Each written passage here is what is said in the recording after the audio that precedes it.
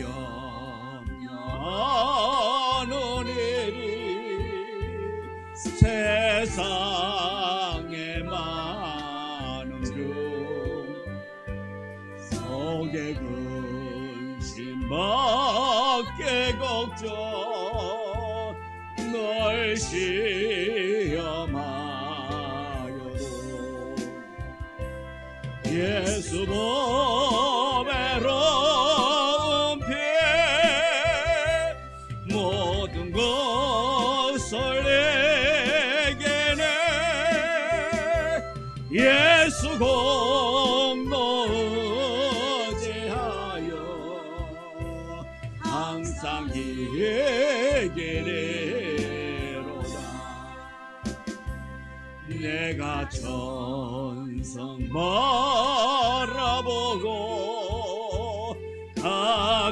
가까이 왔으니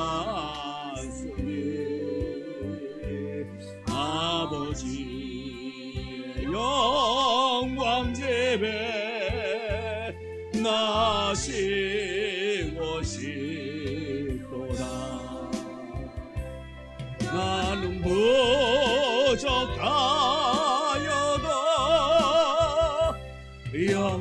영접하실 터에 내 영광 나라 계시는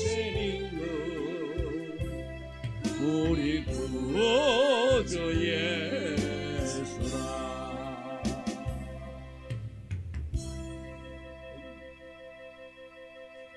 하나님, 우리가 주 앞에 나와 예배할 수 있도록 함께하여 주시고 인도하여 주시고 우리에게 성령 부어주시니 감사합니다. 날마다 주께서 주시는 그 성령 충만함을 덧입어 나아가게 하여 주시옵시고 주께서 우리와 함께하고 계심을 믿어 감사하며 은혜 가운데 살아가기를 원합니다. 말씀 듣고 말씀을 마음판에 새기며 그 말씀대로 행하는 자의 삶을 살아갈 수 있도록 날마다 우리에게 성령 부어주시옵시고 성령님과 함께 동행하며 나아갈 수 있도록 주여 한없는 은혜로 채워주시옵시고 우리가 오직 주 앞에 나와 주님만을 바라보기를 원합니다. 환경 바라보지 않고 오직 주님 바라보며 날마다 은혜 가운데 기쁨이 충만한 자 찬송하며 주께 영광 돌리는 삶을 살아갈 수 있도록 성령님이여 주장하여 주옵소서. 이 저녁에도 주께서 우리를 이곳까지 부르시고 이곳에서 우리로 하여금 영광 받기를 원하시는 주님, 우리가 기쁨으로 감사함으로 주님만을 높이는 이 시간 되도록 역사하여 주옵소서. 예수님 이름으로 기도드리옵나이다. 아멘.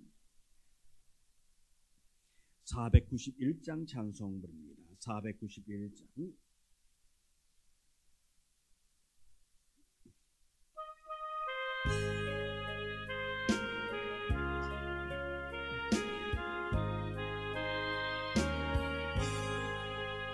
높은 곳을 향하여 날마다 나아갑니다.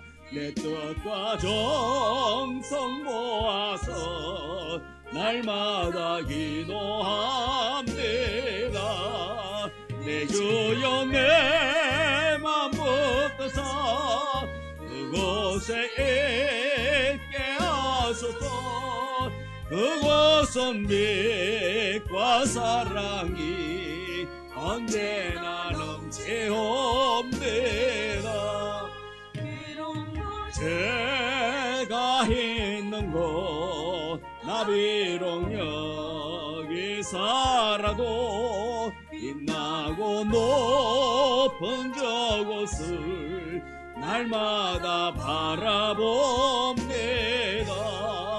내 주여 내 맘 붙드사 그곳에 있게 하소서. 그곳은 빛과 사랑이 언제나 넘치옵니다. 근심의 안개 거치고 근심의 구름 없는 곳 기쁘고 참된 평화가 거기만 있사옵니다. 내 맘 붙들어서 그곳에 있게 하소서.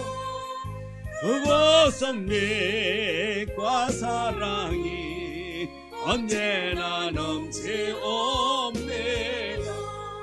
험하고 높은 이 길을 싸우며 나아갑니다. 다시금 기도하오니 내 주여 인도하소서. 내 주여 내 맘 붙들어서 그곳에 있게 하소서. 그곳은 믿과 사랑이 언제나 넘치옵니다. 주를 따라 올라가 저 높은 곳에 웃고서 영원한 복락 누리며 즐거운 노래 부르리. 내 주여 내 맘 붙들어서 그곳에 있게 하소서. 그곳은 빛과 사랑이 언제나 넘치옵니다.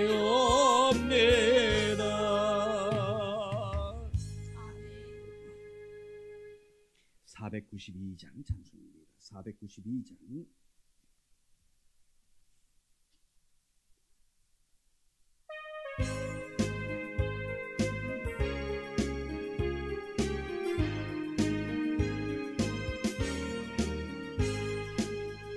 잠시 세상에 내가 살면서 항상 찬송 부르다가 날이 저물어 오라 하시며 영광 중에 나가래.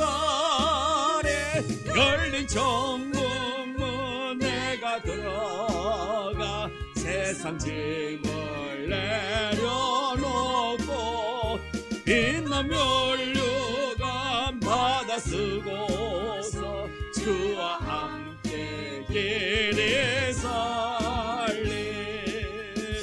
눈물 골짜기 더듬으면서 나의 갈 길 다간 후에 주의 품 안에 내가 안기어 영원토록 살래로다. 열린 천국문 내가 들어가 세상 짐을 내려놓고 빛난 면류관 받아 쓰고서 주와 함께 길이 살리. 나의 가는 길 멀고 험하며 산은 높고 고른 깊어 뻔한 나의 몸 쉴 곳 없어도 복된 날이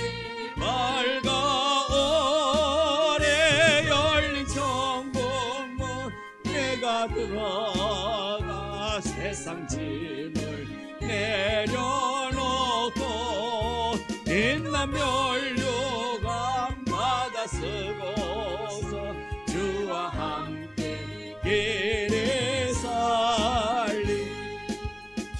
한숨 가시고 죽음 없는 날 사모하며 기다리니 내가 거리던 주를 배울 때 나의 기쁨 넘치네. 열린 천국문 내가 들어가 세상 짐을 내려놓고 빛난 면류관 받아 쓰고서 주와 함께 길이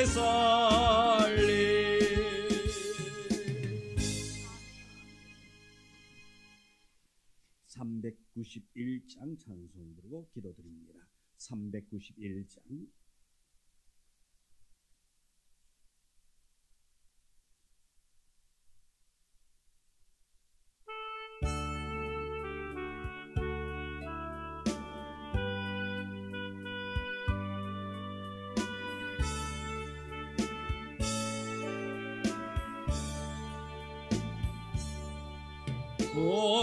놀라운 것에 예수 내 주 참 능력에 주시로다. 그 마음이 미란전한 그곳으로 내 영혼을 숨기시네. 메마른 땅을 종일 걸어가도 나 피곤치 아니하며 저 위험한 곳 내가 애를 떼며 금바 위에 숨기시고 주 손으로 덮으시네.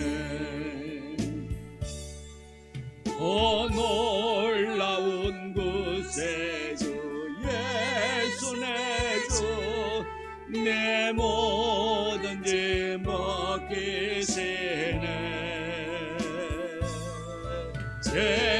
죄악에서 날 끌어 올리시며 또 나에게 힘 주시네. 메마른 땅을 종일 걸어가도 나 피곤치 아니하며 저 위험한 곳 내가 애를 떼며 금바 위에 숨기시고 주 손으로 덮으시네.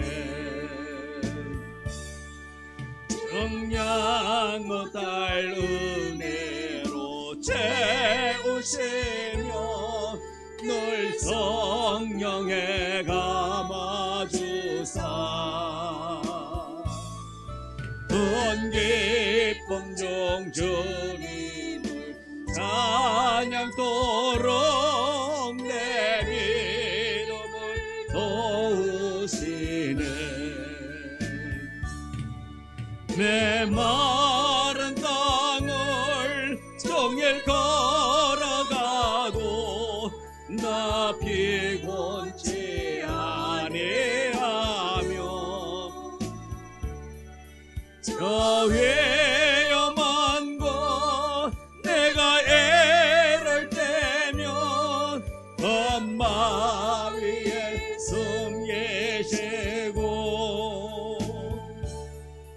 주 손으로 덮으시네. 주 예수님 공중에 임하실 때 나 일어나 맞이하리. 그 구원의 은총을 노래하리. 저 천군과 천사 함께 메마른 땅을 종일 걸어가도 나 피곤치 아니하며 저 위험한 곳 내가 애를 떼며 엄마 위에 숨기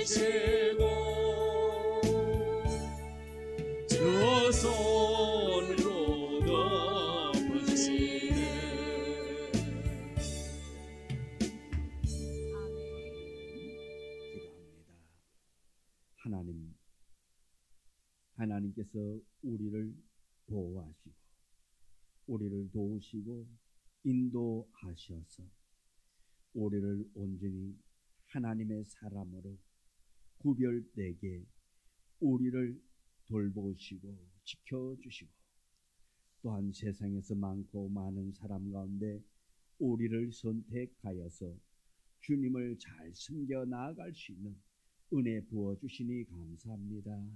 이 시간 아버지 앞에 나와 예배하오니 주님, 우리가 기쁨으로 감사함으로 주님만을 높이는 이 시간 되어지게 하여 주옵소서. 우리의 생각을 내려놓기를 원합니다. 주의 뜻이 우리로 하여금 이루어지게 하시고 나타나게 하시고 우리를 통하여 하나님의 계획이 속히 성취되어질 수 있도록 우리가 주님의 도구가 되어지기를 원합니다. 주의 도구가 되기 위하여 우리의 모든 것을 주님 앞에 드릴 수 있는 우리가 되게 도와주옵소서. 우리의 생각을 드리기를 원합니다. 우리의 행동 드리기를 원합니다. 우리의 삶을 드리기를 원합니다. 온전히 주께 붙잡혀서 주님만을 위한 삶을 살아갈 수 있도록 주님 우리와 함께하여 주옵소서.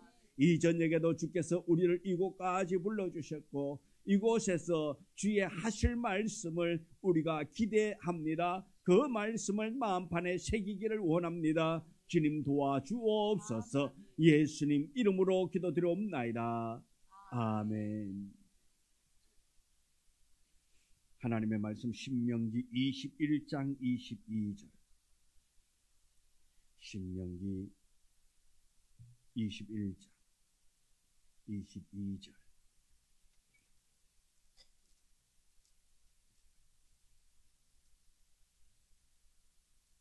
(22절) 23절의 말씀 우리가 같이 함께 말씀을 봉독해 올립니다. 사람이 만일 죽을 죄를 범함으로 내가 그를 죽여 나무 위에 달거든 그 시체를 나무 위에 밤새도록 두지 말고 그날에 장사하여 내 하나님 여호와께서 내게 기업으로 주시는 땅을 더럽히지 말라. 나무에 달린 자는 하나님께 저주를 받았음이니라. 아멘. 오늘 우리 읽은 말씀은 하나님께 저주받은 사람이라는 말씀인 것입니다.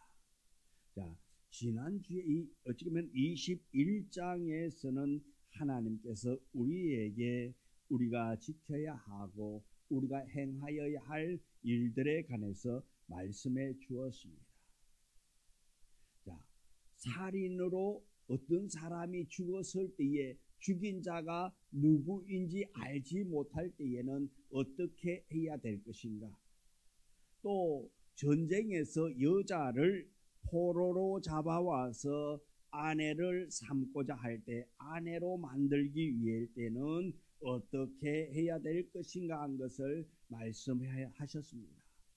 그리고 또 장자의 상속권, 장자에게 어떻게 상속할 것이냐, 두 아내가 있을 때에 그 장자를 누구로 삼을 것이냐, 본처, 후처, 그 다음에 세 번째 아내 이렇게 쑥쑥 있는데 그 중에서 누가 장자가 될 수 있느냐는 것입니다. 그래서 그 중에서도 미움받는 자의 아내의 아들이 장자다, 그렇게 하나님께서 정해주셨다 말씀입니다. 후처의 아들이, 후처가 먼저 아이를 낳아서 아들을 낳았다 한다 할지라도 본처에게는 아직 아이가 없는데 나중에 후처의 아들이 먼저 낳았는데도 불구하고 뒤에 낳았어도 장자는 어려도 이 아이 본처의 아내가, 왜? 미움받는 아내라 말씀입니다. 미움받는 아내, 미움받았기 때문에 더 좋은 여자를 만났기 때문에 사랑의 마음이 옮겨졌다 말씀입니다. 옮겨졌기 때문에 후처를 얻었다 말씀입니다. 그러면 본처는 처음에 혼자 있을 때에는 제일 사랑했던 사람이에요. 그죠? 그런데 후처를 얻었다 말씀입니다. 이 사람만을 사랑했다면 이 후처를 얻지를 안 했을 거예요. 그런데 후처를 사랑했기 때문에 그러므로 말하면서 본처는 미움의 아내가 된다 말씀입니다. 그리고 어떻게 보면은 이 후처를 더 사랑하게 된다 말씀입니다. 그래서 이 본처를 당시 말해서 미움의 아내가 되고 그 자식이 장자가 된다 그 말씀입니다. 나중에 후처를 얻고 이 여인을 본처를 사랑한다 할지라도 결국은 하나님의 뜻은 본처의 아내가 낳은 자식이 장자가 될 수 있다라는 것입니다. 그리고 또한 패역한 아들, 부모를 거역하고 부모에게 패역한 아들을 어떻게 해야 할 것인가를 그렇게 우리에게 가르쳐 주고 있습니다. 패역한 아들은 장로들에게 끌고 갔어. 우리 아들이 이런 놈이라고, 이렇게 네 가지가 없다고 그렇게 고하라 말씀입니다. 고하고 나면 어떻게 됩니까? 돌로 쳐주게. 그런 다시 말해 판결이 나면은 돌로 쳐주게 한다 말씀입니다. 그리고 오늘 말씀을 보면은 기타 규정이다 그렇게 말하고 있습니다. 그 외에 여기에서 말하고 있지 않는 그러한 어떠한 일들, 어떠한 사건들 거기에 관해서 말씀하고 있다 말씀입니다.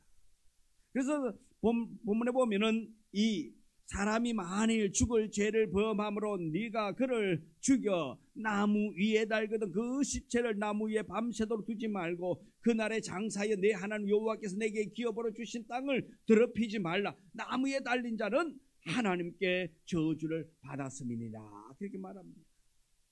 그래서 어떻게 보면 이 율법은 하나님의 뜻이란 말씀입니다. 이 율법은 하나님의 뜻입니다. 그래서 하나님의 뜻을 우리가 알면은 하나님을 기쁘게 해드릴 수가 있는 것입니다. 또한 우리가 하나님의 뜻을 알면 하나님을 영화롭게 할 수 있다 말씀입니다. 우리가 부모의 뜻을 잘 알면 부모를 거역할까요? 부모를 잘 모실 수 있을까요? 아마 더 잘 모실 거예요. 우리 성도들의 성향을 볼 때에 지금보다 부모의 뜻을 더 잘 안다면 그 부모를 더 아마 잘 모실 거예요. 그런데 때로는 우리가 부모를 잘 못 모시는 것은 뭡니까? 부모의 뜻을 완전히 모르기 때문이라 말씀입니다. 부모의 뜻을 완전히 알려면은 부모가 어때요? 다 이야기해주면 나는야 이런 것을 좋아하고 이런 것을 좋아하고 이럴 때에 좋고 또 때로는 이런 것은 내가 싫고 이런 것은 싫고 이런 것은 싫고 너희들이 이런 일을 안 했으면 좋고 이런 걸 안 하면 좋고 이런 일을 했으면 좋고 하는 것을 다 말씀해 준다면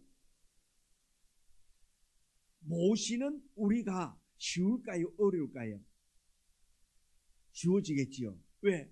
뜻을 아니까. 예를 들어서 밥을 할 때는 야야 나는야 진밥이 좋거든. 진밥이 좋. 그럼 진밥 해드릴까요? 아니면 된밥 해드릴까요?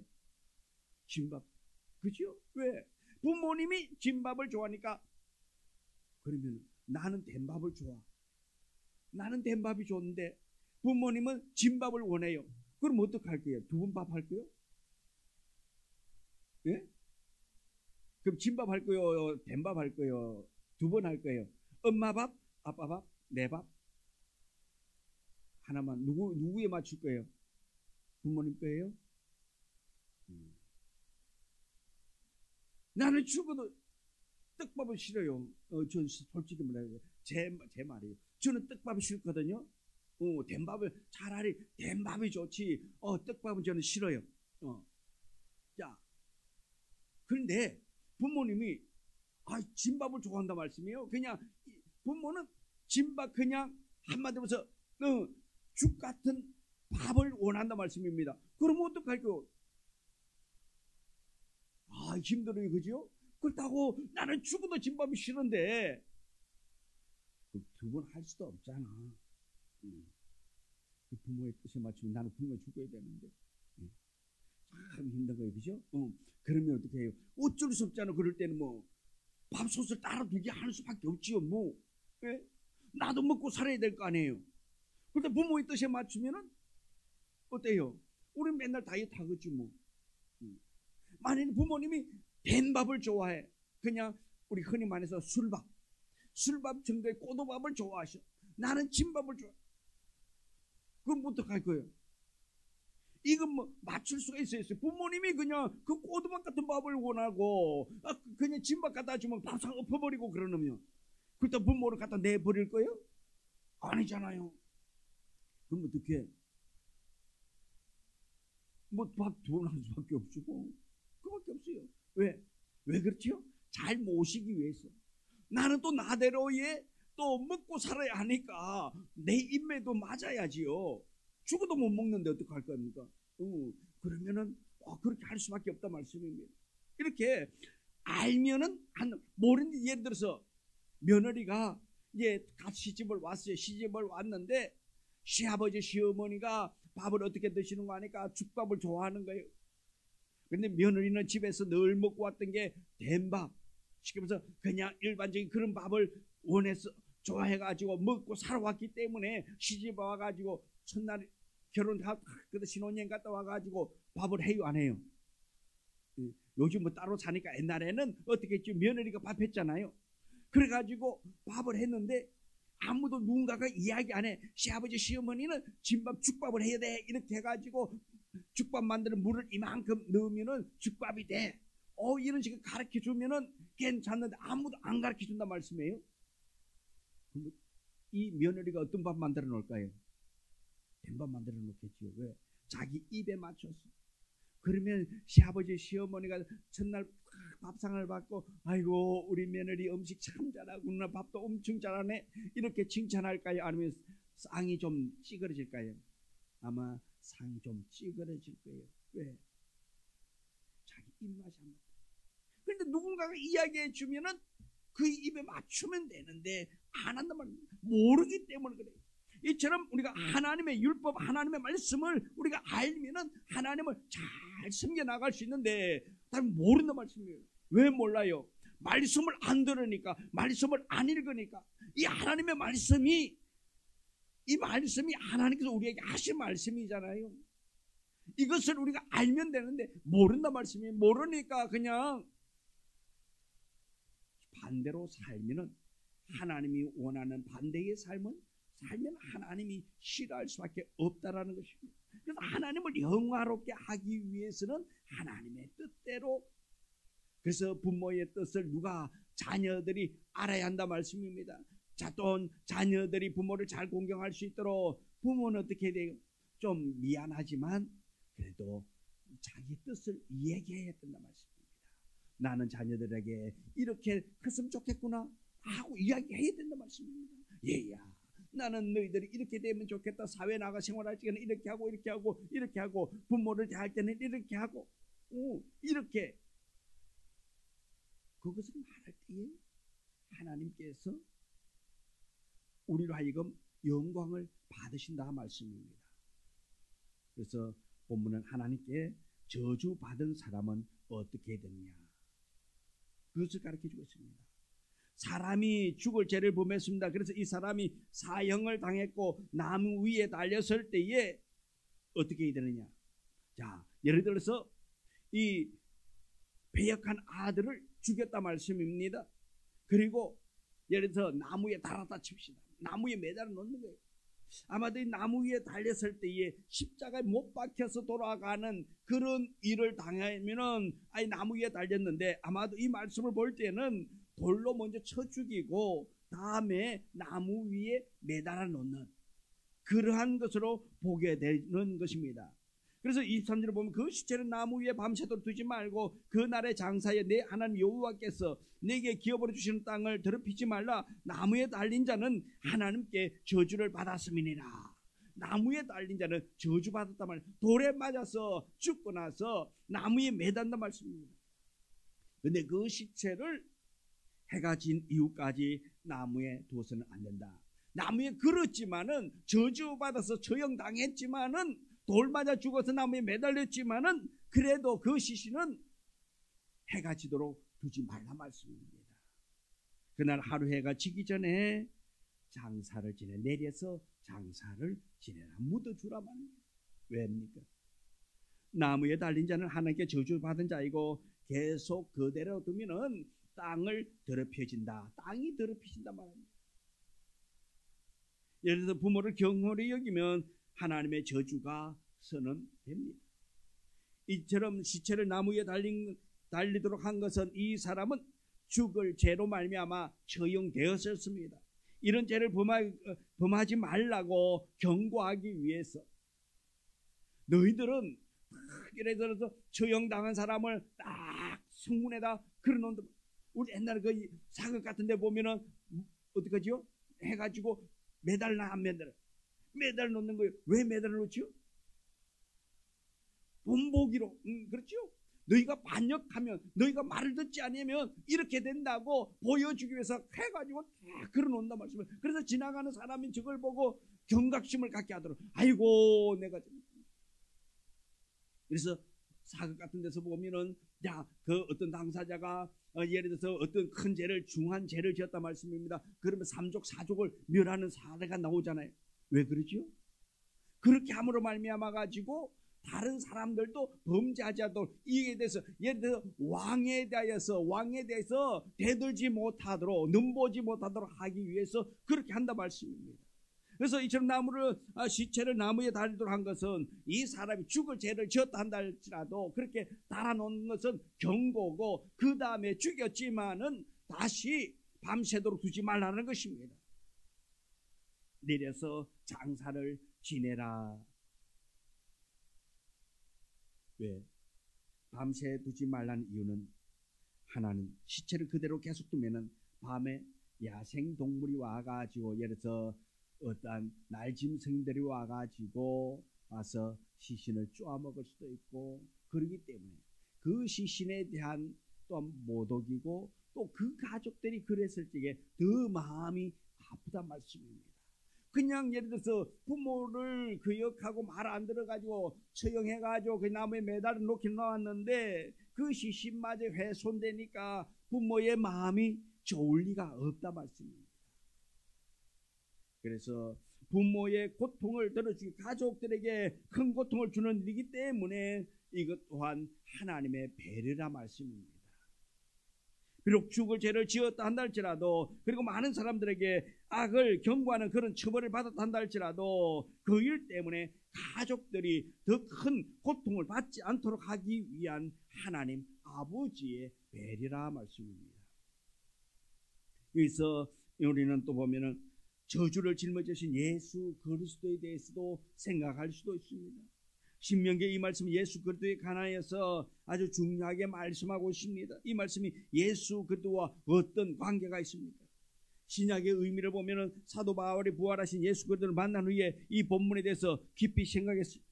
그래서 갈라디아서 3장 13절에 보면 그리스도께서 우리를 위하여 저주를 받은 바 되사 율법의 저주에서 우리를 속량하셨으니 기록된 바 나무에 달린 자마다 저주 아래 있는 자라 하였음이니라, 그렇게 말하고 있습니다.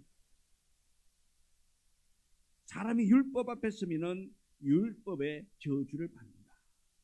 정죄가 선언됩니다. 왜냐하면 어떤 사람도 하나님의 율법의 말씀을 완전히 지킬 사람이 없다 말씀입니다. 우리가 하나님의 말씀을 100% 다, 우리가 예를 들어서 모르는 거는 모른다 치고, 우리가 아는 것, 내가 들었던 것, 내가 아는 것, 그 범위 내에서는 우리가 100% 다 지킬까요? 안 지킬까요? 안 지키잖아요. 내가 아는 뭐 모르는 범위를 떠나가지고 내가 한 번이라도 들었던 말씀, 생각하고 있는 말씀 그대로 지키느냐? 그렇지 않단 말씀입니다. 율법 앞에 서면은 더욱 우리의 죄가 드러날 수밖에 없습니다. 이 율법의 저주에서 우리를 속량하기 위해서 예수 그리스도께서 십자가에서 우리의 모든 저주를 짊어지시고 하나님의 형벌을 받으셨단 말씀입니다. 주님께서 십자가에 못 박혀 돌아가셨다. 그래서 주님께서 그 십자가에 못 박히심으로 말미암아, 나무에 매달림으로 말미암아서 우리가 율법 아래서 저주받았고 죄인인 우리, 그래서 우리의 죄인데 그 죄가 기준이 있기 때문에 죄가 되는 거잖아요. 기준이 없다면, 법이 없다면 우리가 하는 행동, 예를 들어서 우리가 지금 쉽게 말해서 교통법규를 어겨가지고 딱 찍는단 말이에요. 속도 위반한 거예요. 쉽게 말해서 60km 가야 되는데 요 앞에는 50km 가야 되는데 한 70km 가가지고 카메라 찍혀가지고 딱지가 날라왔단 말씀입니다. 자, 그건 왜? 아니, 자동차에 보면은 50km만 가라고 그 속도가 50에 딱 묶여 있습니까? 아니잖아요. 더 밝게 돼 있잖아요. 만들어 놓기는 그렇게 차가 성능 좋게 그렇게 180이고 200이고 250이고 밝게 만들어 놔놓고 길에는 50으로 딱 했단 말씀입니다. 어떻게 보면은 따지고 보면은 공장에서 잘못 만든 거 아니에요? 그렇다고 공장에서 항의할 수 있느냐? 아니란 말씀입니다. 왜? 여기에서는 법으로 50으로 정해놨기 때문에 그 법을 어겼기 때문이란 말씀입니다. 어겼기 때문에 만일에 그 50이라는 기준이 없다면 달릴 수 있는 속도, 그냥 차에서 예를 들어서 그 차가 300km로 달릴 수 있는 차라면 300km 간다 할지라도 사고만 안 나면은 어때요? 괜찮아요? 안 괜찮아요? 괜찮은 거예요. 왜요? 어떤 법에도 저촉되지 않기 때문에. 그런데 가는 데마다 예를 들어서 110km가 있고 60km도 있고 30km도 있고 정해놓았단 말씀입니다. 법을 정해놓았기 때문에 그것이 죄가 되는 거예요. 이처럼 하나님께서 우리에게 이 율법을 주셨고 그 율법을 지키지 않으면 그것이 죄가 되어져서 우리가 죄가 된다 말씀입니다. 그래서 그 죄를 용서하기 위해서 예수님께서 십자가에 못 박히시고 우리를 구속해 주셨단 말이에요.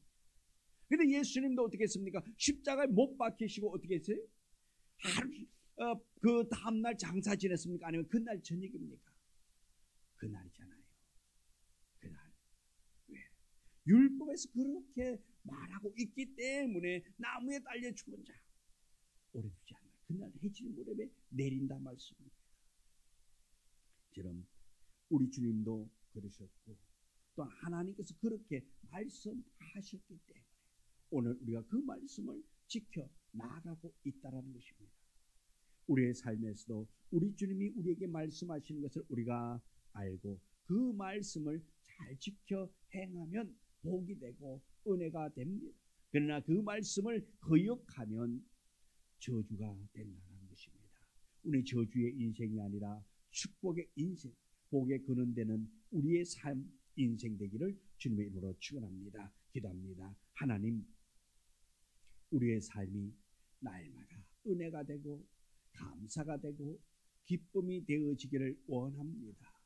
오늘 하루의 삶이 우리에게 기적이었음을 고백하게 하여 주시옵시고 우리가 하나님의 도움이 아니었다면 우리의 삶에 이 기적은 나타나지 않았을 건데 주님께서 우리와 함께 하시고 보호해 주었기 때문에 기적의 삶을 살게 하셨사오니 내일 또한 우리가 기적의 삶을 살아갈 수 있도록 성령님이여 늘 우리와 함께하여 주옵소서. 예수님 이름으로 기도드리옵나이다.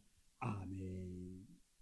하늘에 계신 우리 아버지여, 이름이 거룩히 여김을 받으시오며 나라 임하옵시며 뜻이 하늘에서 이루어진 것 같이 땅에서도 이루어지이다. 오늘날 우리에게 일용할 양식을 주옵시고 우리가 우리에게 죄 지은 자를 사하여 준 것 같이 우리 죄를 사하여 주옵시고 시험에 들게 하지 마옵시며 다만 악에서 구하옵소서. 내게 나라와 근세와 영광이 아버지께 영원히 있사옵나이다. 아멘.